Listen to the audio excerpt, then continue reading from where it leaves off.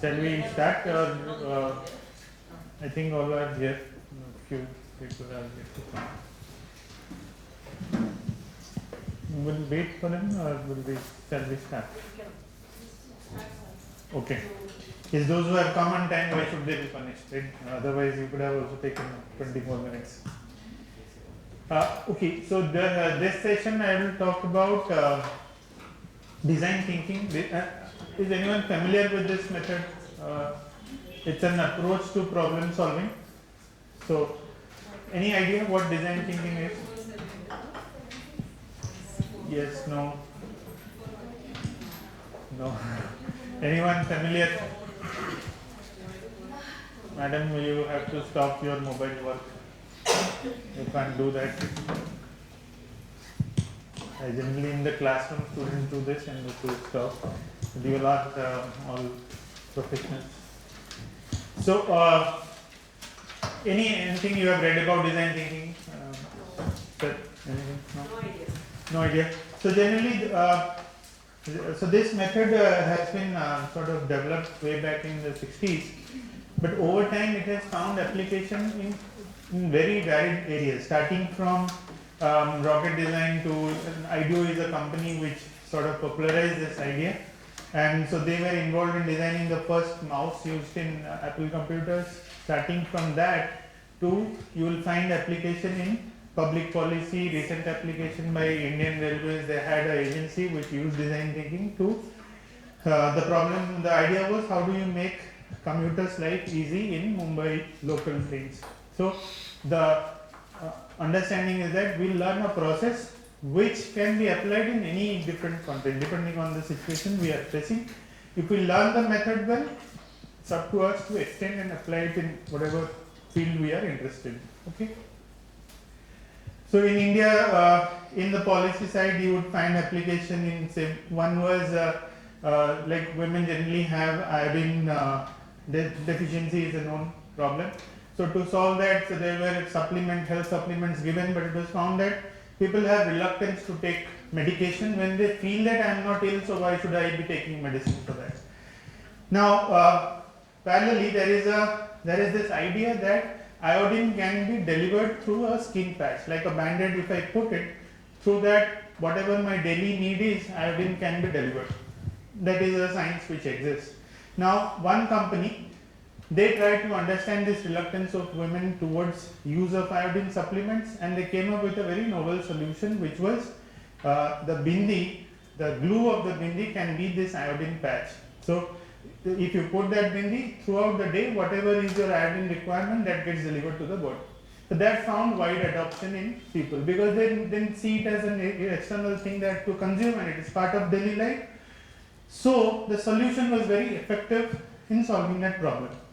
So design thinking as a process encourages that before we jump to solution problem solving, like in the first half when I asked how do we make it easy for the illiterate people to bank with us, all of us started thinking of ideas to solve it, but we didn't spend much time thinking that what is the problem, let's probe it further, and then we'll try to understand the user in the user's context and then come up with a solution. So this method with the 5-stage process I will cover.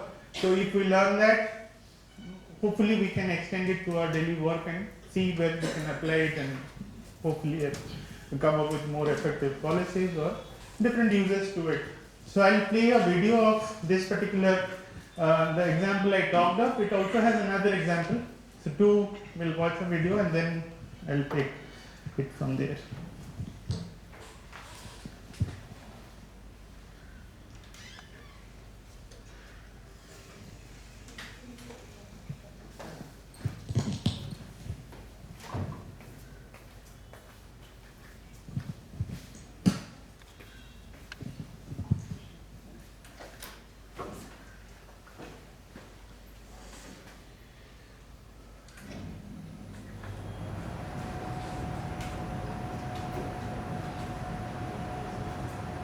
Does it not allow the YouTube to play?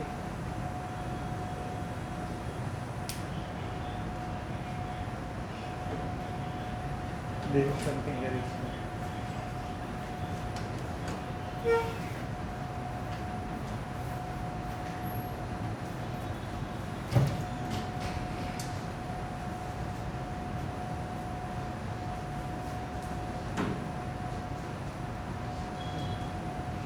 Any idea how would I play this particular video? Yes. The volume.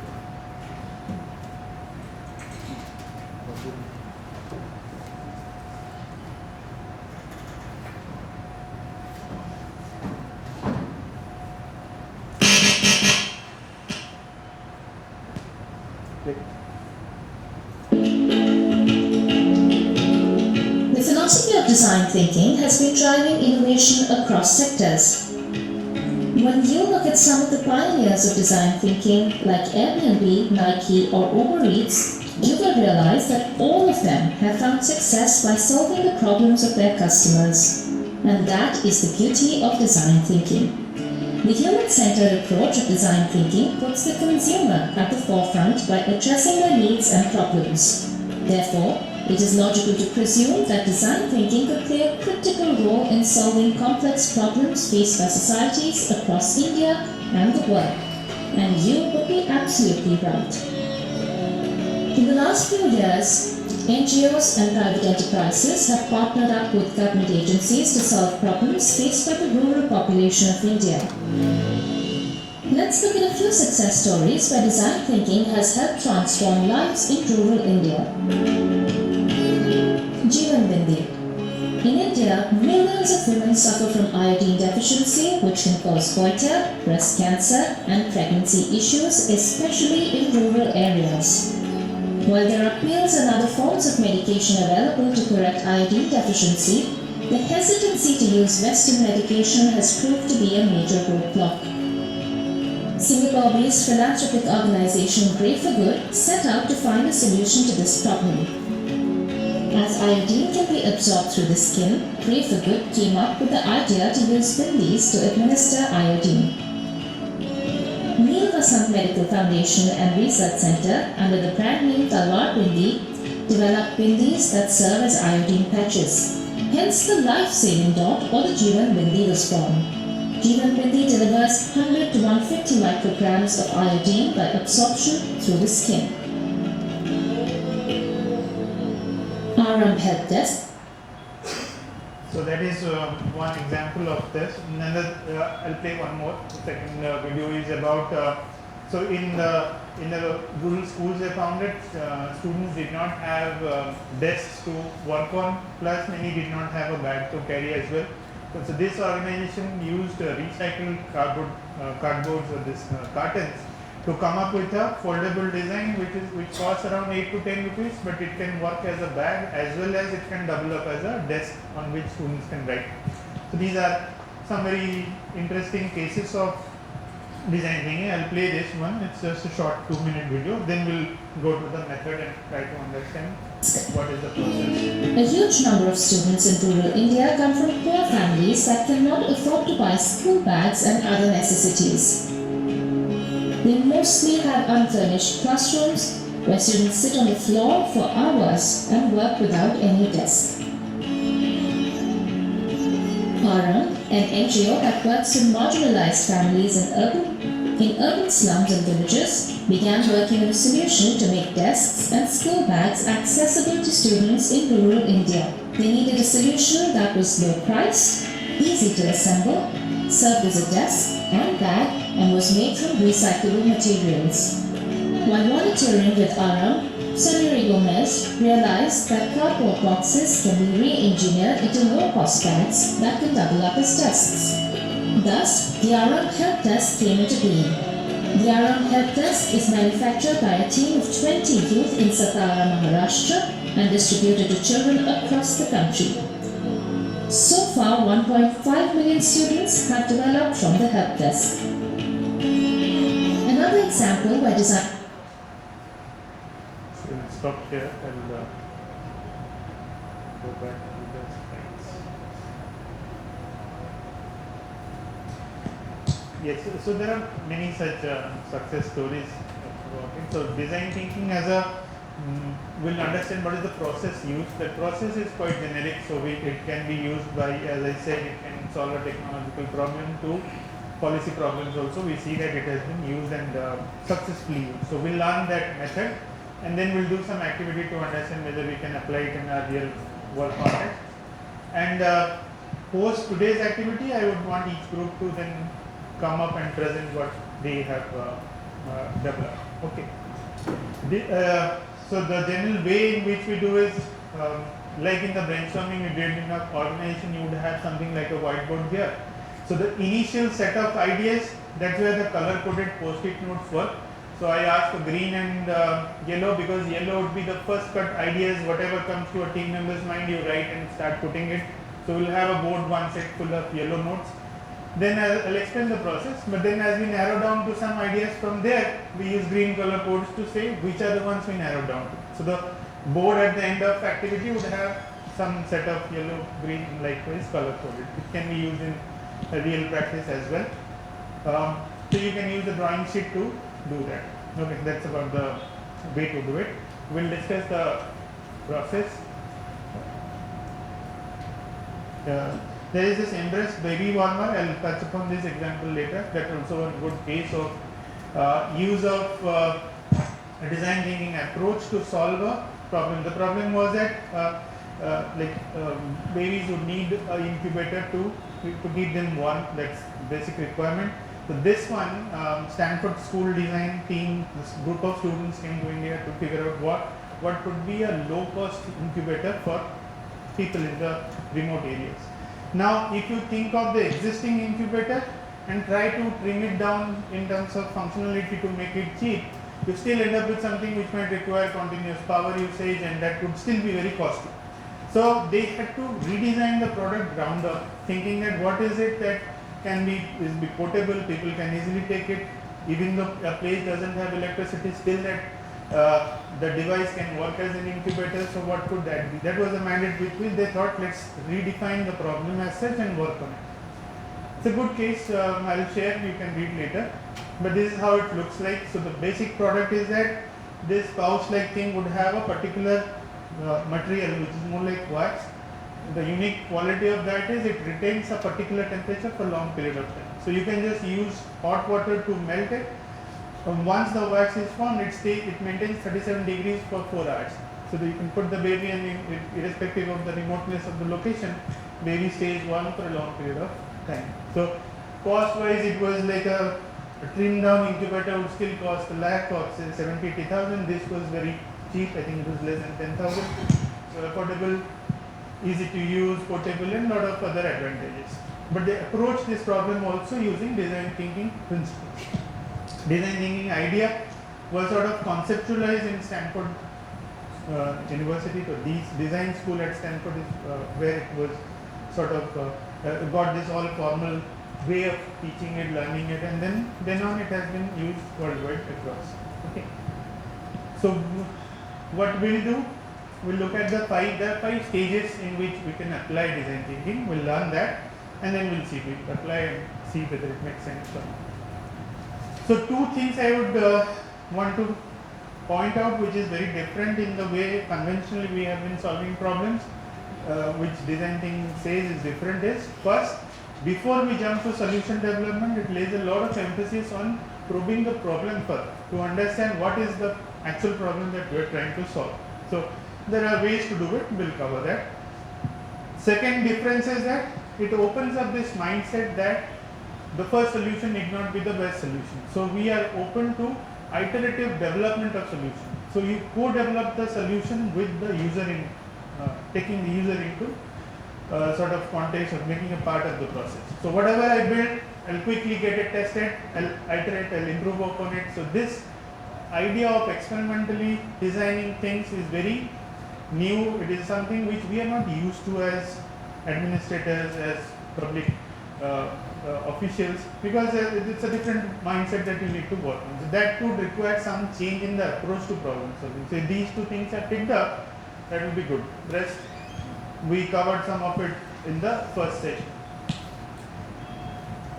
Okay, let's start. And before again start, if you remember in the brainstorming activity we did, the first stage was you come up with ideas, as many ideas as possible without evaluating it. That is there's a technical term for that. It is called divergent thinking, where we do not restrict ourselves, we branch out, come up with as many things as possible. And next is, we call it as convergent thinking, where we put restrictions like this should be affordable, the design should be feasible. Likewise, whatever the problem context is, you put some criteria to evaluate those ideas and narrow down to few sets. So convergent divergent thinking is a style of thinking which is used predominantly in design thinking. We'll do it, but I just wanted to set the context. We have done it in the first session. These are the 5 stages. So first, empathy. Do you understand what is empathy? We know. Let's just post lunch. It is good that you also talk a little so that we can have a discussion on it. So, what is empathy? What do you understand by empathy? Anyone? So, when we say we should empathize with the person, what do we actually mean? What do we intend to tell when we say this? Whatever comes to mind, as you know. Two. One is understand their emotions. Okay. What else? You were saying something. Taking. Yeah, that is a direct definition of it. So putting yourself in someone else's shoes, as we put it. The idea being that try to understand it from the other person's point of view. See the world as much as you can from that person's point of view. Then only you can really know what the problem is, right? So do not assume the understanding of problem that you have. Now it seems very sort of counter to what we generally know. We like when I get that problem of illiterate people not being able to do banking, quickly we form the understanding of what the problem is. Maybe it was a requirement that we question that we start to see, can we really see the world from that point of view, that person's point of view, and then see what reimagination needs to be done. Am I making sense? Generally you would find like one bad design in the railways coaches would be that you would find these braille numbers of seats are right on top of the seats, as if you expect the blind person to walk get into the 6 seats and then touch all the ones to understand which seat rows are this. Maybe they could have put the braille numbers on the railing itself as they walk along. Maybe they can feel the numbers and know that these are the seats which are there in these seats. That's just a thought, but the point is these are the ways in which design thinking would encourage you that first understand the world from the person who is facing the problem. Then we'll see what solution is built. Okay, so policy makers are more so expected to apply this, because you sometimes see that there are a lot of policies rolled out for a certain thing, but the implementation is missing or the people adoption is missing. Many reasons. One of them could be that maybe there was gap in the way the policy was formulated. There was a need to understand more ground up what is the problem that users face. So the first stage of design thinking says that you empathize with the person or the, in case of a business, I would say what are my customers' pain points, let me see the world from the customer's point of view. There was this case of a movie chain like something like a PVR, but in South America, that company wanted to understand that what do I do to stay relevant to this new age customers who are mostly watching movies, consuming movies over the internet like Netflix and others. So how do I stay relevant for this age group? Now they had a organization which used design thinking, but what they did, the part of that empathizing process is actually spending time with people who are not coming to movies versus people who are like every day coming, but they are not so interested continuing this. Or you try to see when they consume what is it that they find relevant in a cinema hall, and likewise they spend a lot of time gathering this data, and then they came up with some recommendations and the movie house followed. But the first part, which is building up data on the user, is important. That's the first thing I would want as a takeaway from this session would be that.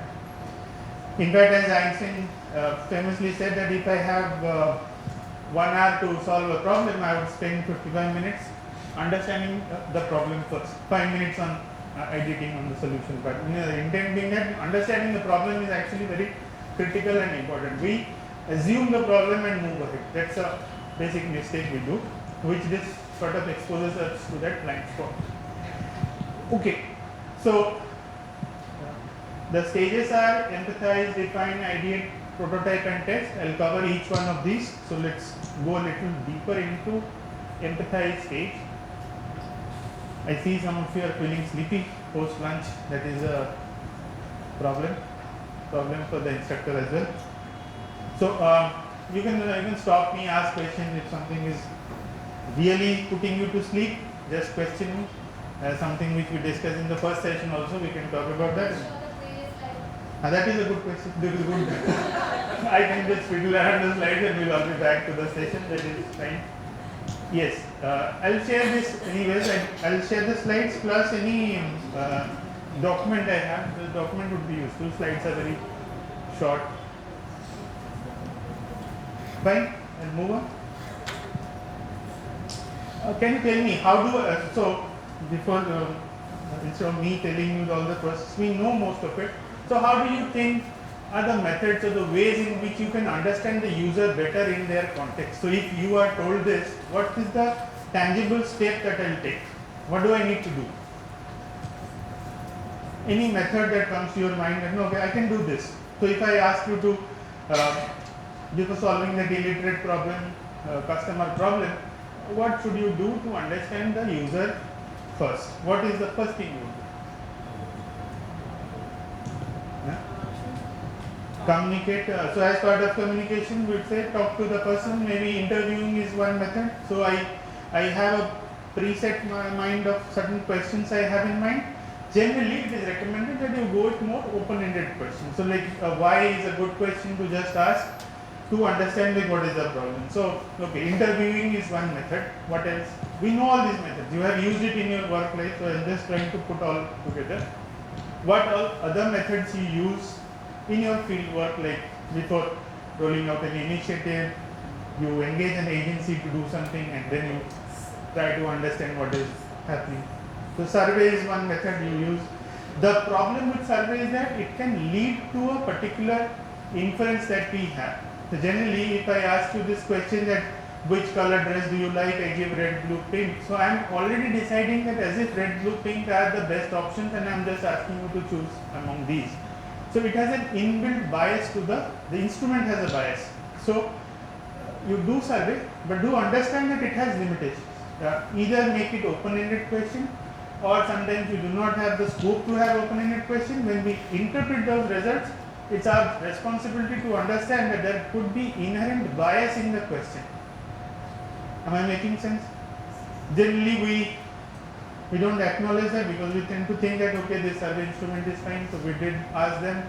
But if you really analyze, you will find that most of the options they're already loaded. Meaning someone has already thought through that these are the choices from which you have to choose from.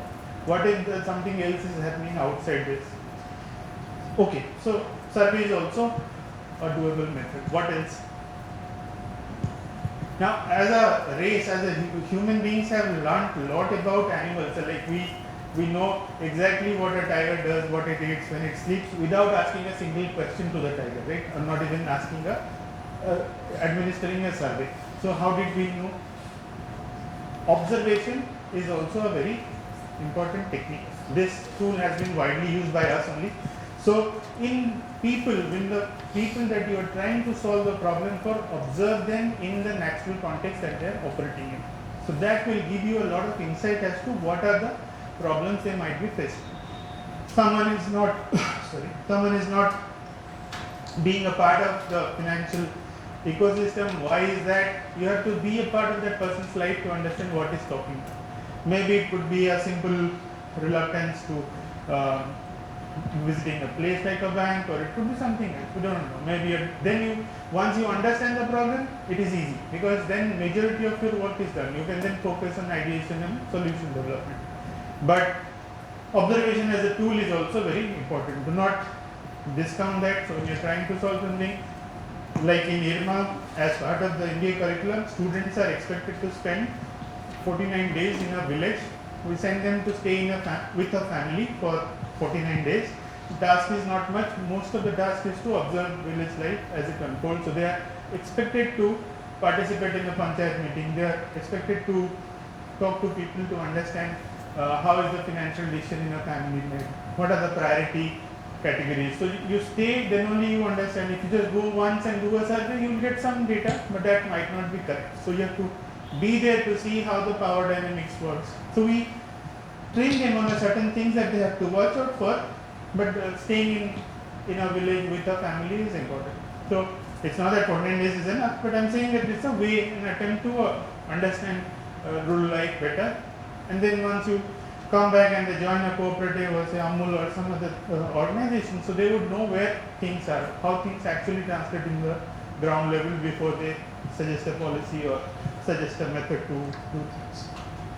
Any other method you can think of?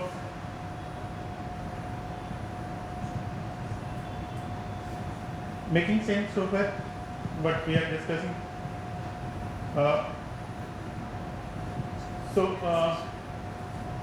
One is observation, that is fine, we discussed this. Engaging, as I said, interviewing can be one, but not asking too specific questions is also a good approach, where you see it in their in the normal discussion, try to understand what they say. Sometimes they might say something and they might mean something else.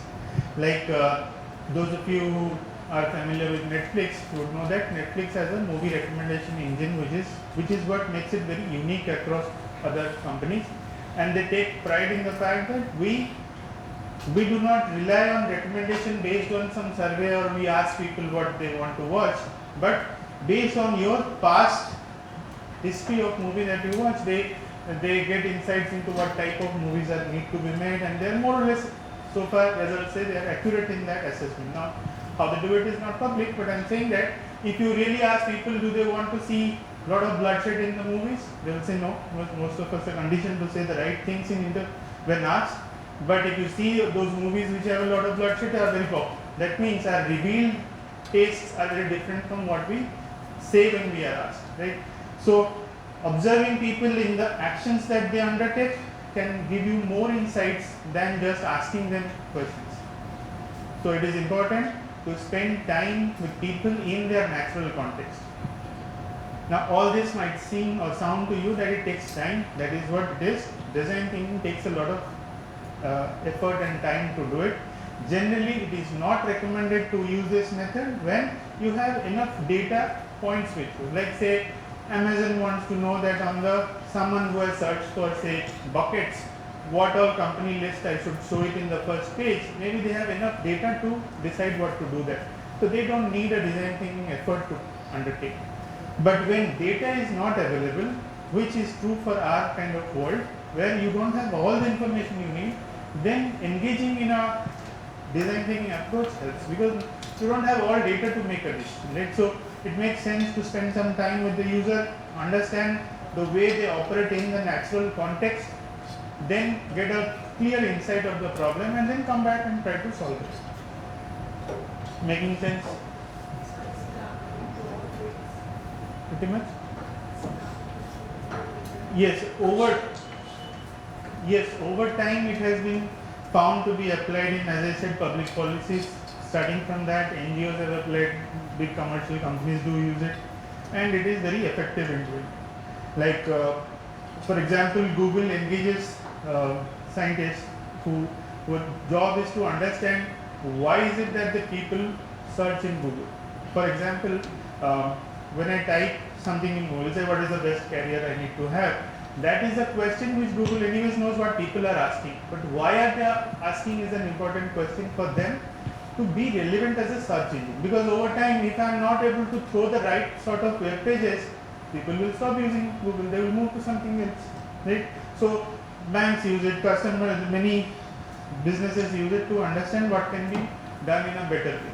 If this is the design, how it can better it. Oral-B famously, there is a famous example of design thinking where Oral-B wanted to come up with a brush for children. Most of the design ideas they had was the same brush, just a short one with a lot of cartoon images and figures in it. But the IDEO team which worked on it, they understood the problem with kids is their hands are small, so they need a bigger, fatter handle to grab and the bristle has to be short one. So these practical insights they got by observing how a kid engages with the product, and that product was very successful commercially also. So immediate jump to solution was make it very fancy, like put all the popular animated characters and kids will like it. But that was not the idea. You try to solve the problem from the kids perspective and come up with a design which is relevant to the user. So innovation for innovation's sake is not the idea. We are not competing to come up with the most fanciest product. No, we are competing to come up with a product which is very effective in solving the particular problem that the user faces. So for that, I must have a good understanding of the problem. Then only I can come back and solve and then take your feedback constantly and come up with a very effective solution. So midday meal is a good example. Even though it was not a design thinking case like this, imagine the team which tried to understand why kids are not going to school. So many would have come up with solutions like the school infrastructure is not good, so let's have a better boards, better fan, likewise so many facilities. But someone figured out, or some team figured out, that it is all to do with food. So if food is there, kids will come. Now it is rolled out, so we might see it as a very obvious thing, but the first team or the person who would have thought, conceptualized it, it's a very innovative way of looking at a problem of low enrollment in schools, right? You link low enrollment to food, because that link is done, it seems easy. But a first person the group that made this jump would have really thought through the process. That takes time. Making sense? You can stop me. So these are some of the methods, and post this, generally we prepare something like this, which is an empathy map, where you list things like what does the user say, what the person thinks, what the person feels, and what the person actually does. So if I have to observe an illiterate person coming to a bank, maybe the person says that the language is a problem, but you might see that something else is a problem. Maybe the staff behavior is a problem, maybe the design is a problem. We do not know. So we create empathy map based on the empathy analysis that you do. Okay, so far so good. We are all in sync, or I have lost few of you to sleep. Sir, there is lost. Lunch was good. No, I have to point out someone to make others wake up. It is not that others were not sleeping. They were sleeping. Just that when you point someone out, everyone laughs as if they are all listening and only you were not listening. But sorry for that. But no, I have to find someone. Okay, so I'll share this PPT so you know that this sort of a thing has to be prepared. Now, once we have prepared a rich documentation on the user problem in their own context, what they do, what they do not do, what they say, what they feel, all this data, then we go into the next stage, which is about, I'll come to this later, which is the next stage called define. Remember, there are 5 stages. So first is empathize. Post this data, there is a huge set of data. Generally, as a team, the method followed is you come back, all of say 3 of us visited a place to meet some 10, 20 illiterate people to understand their banking problem. So we interviewed 5, I interviewed 6. We come back and we again exchange notes, exchange understanding, then to try to understand what exactly could be the real problem. It involves a lot of obviously discussion. Post this, you come up with something which is called define, where you define the set of problems that you actually want to work on. So this notes can be say a 20-page document. From that, maybe you decide that these are the 3 problems we will work on. Maybe there are some 20 problems you thought could be there, but you narrow down to say, no, we as an organization, these 3 are relevant and important for us. Given our skill set, we will solve these 3. Right? So define stage helps us narrow down from that huge set of analysis to the exact problems that you want to work on as a group. Clear? Basic stepwise. I will go back there so that you see the design thinking, this thing.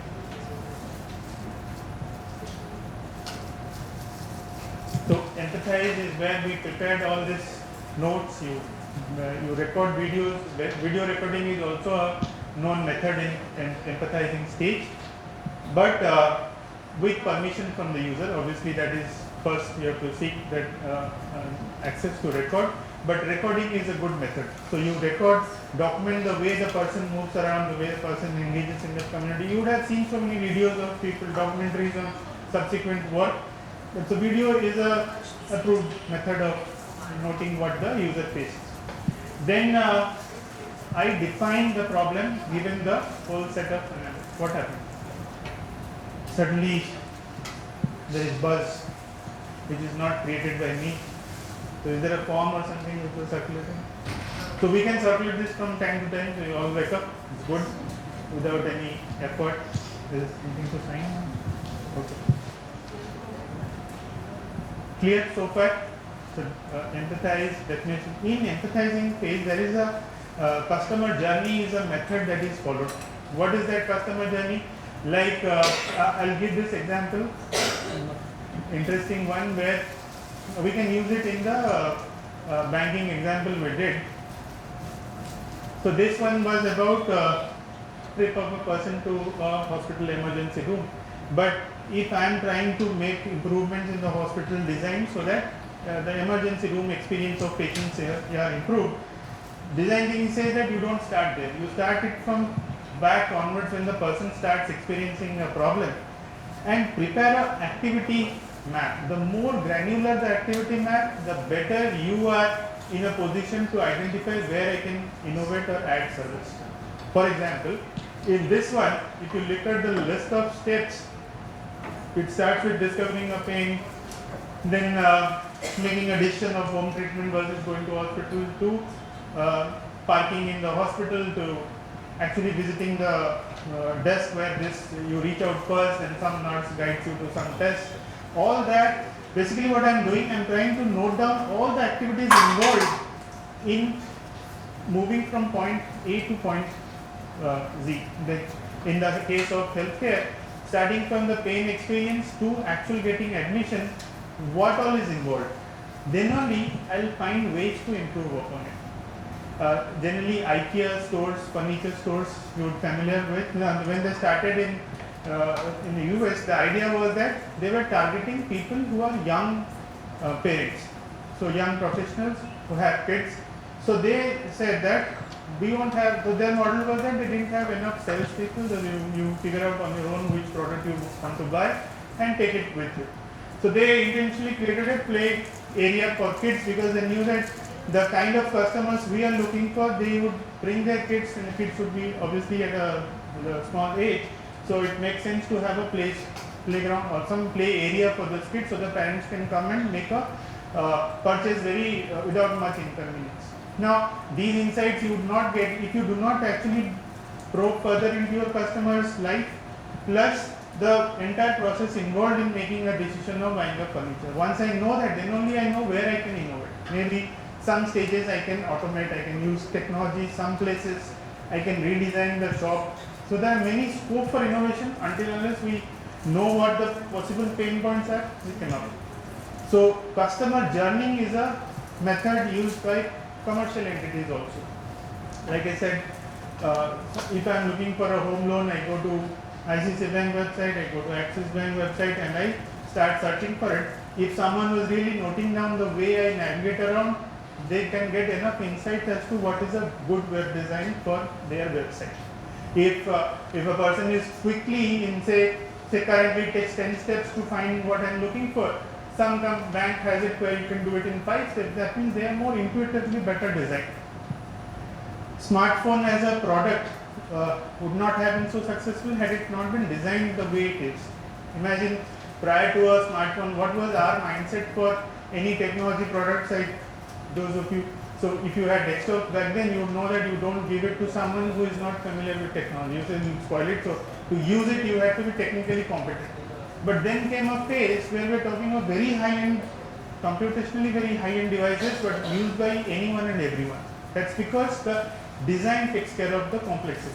It's very intuitively designed. So you don't have to really be an expert to understand that to open this particular browser, imagine a smartphone which asks you the moment you click on a website, it says allocate the memory that you want. For RAM, this is this much memory is given, this processors, what time you need. So you do all this allocation before the application runs. It will be very complex device. So understanding user needs, problems, and designing from that side is always a better approach. Clear? Any doubt?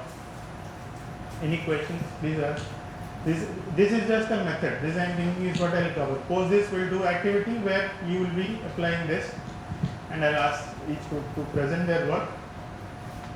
But if you have any doubt in the method, as I said, this is applied in many varied fields, starting from businesses to space companies to policy makers, government departments use it, NGOs use it. So it's a generic method, what we are learning now. Okay. So empathize stage, I understand the user. Define is when I define the problem that I am going to solve.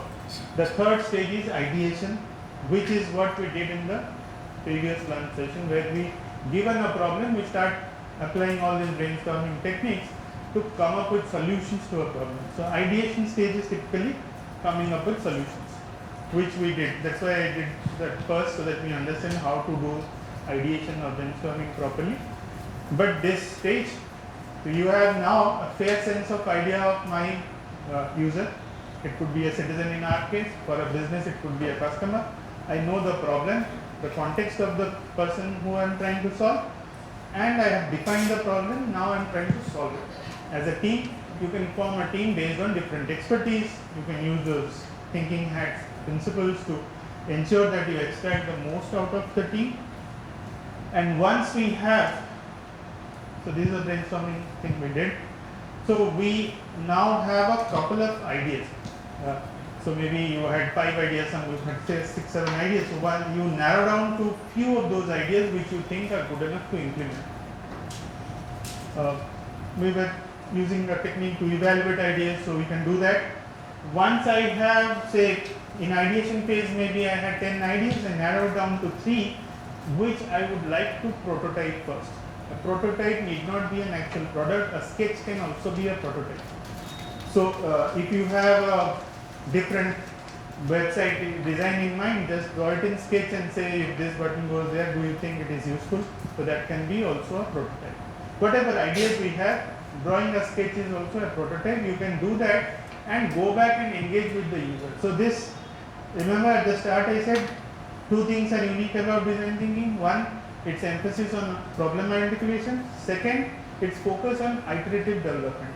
We don't find a solution on our own and say this is the best solution for the problem. No. Here you build prototype, go back to the user again, take their feedback and continuously improve on the design. So iterative development is a unique or very typical part of design thinking, which is a mindset thing. If we build that approach to problem solving, we will also be effective in the way we solve our problems. So post prototyping, it can be simple paper cutouts to sketches to actual rudimentary products built using say cardboards and other stuff, and then you test it out with the user. Post testing only we narrow down to what is a good solution to roll it out across. So once you say if you have to roll out an initiative to promote, as I said, say dairy cooperative among farmers, ideally instead of rolling it across, maybe I identify a few villages, few communities where I pre-select to come up with multiple ideas. I try out 3-4 ideas in different places, whichever works, that should be rolled out across the state or across board depending on your scope of work. But this approach of experimenting and finding what works and then rolling it out en masse is a good way of doing things. This is what design thinking encourages as a tool, as a method. So this completes the 5 stages. Any questions so far? Post this, we'll do one activity on, I have a problem defined, I want you to quickly spend some time, just get familiar with the method. Then we'll use it in your work context, we'll do some problem and then we'll see. But so far, any doubts? Anything which is not clear?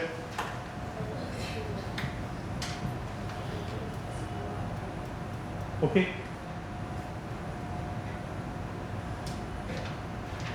These are some basic skills we need to have. Generally, since you are coordinating this, so consensus building is one ability. These are behavioral traits, so some things we need to be good at it. Emotional intelligence is good, it helps you empathize with the user better.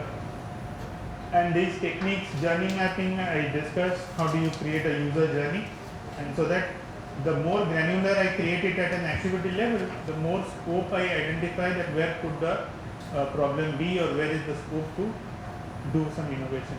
Until unless I understand the entire user engagement, I will not be in a position to really come up with a very effective solution. Okay, so this just puts it in perspective, or all in one place.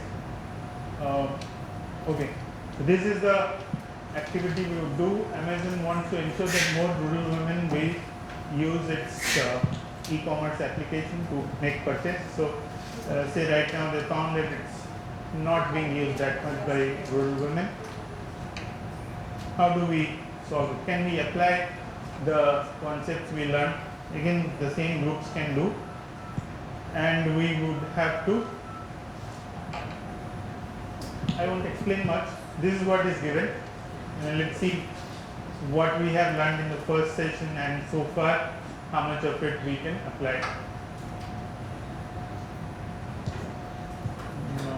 It's 2:30, so we'll spend some 15 minutes here, and then we'll go to the other problem where we'll spend more time, because that will be more relevant to your work. So I assume that you will have more data to emphasize and bring out some more insights. So let's just run through the process and see what we can do.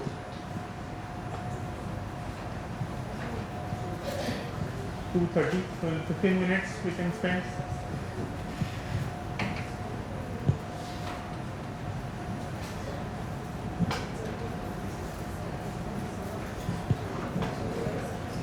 Compared to the morning session, the first change that should be there is you narrow down to a problem that you want to solve. Do not jump into problem solving immediately. Yes, I hope you remember your groups. And you were not there in the okay, so this group was six in a group, it's fine.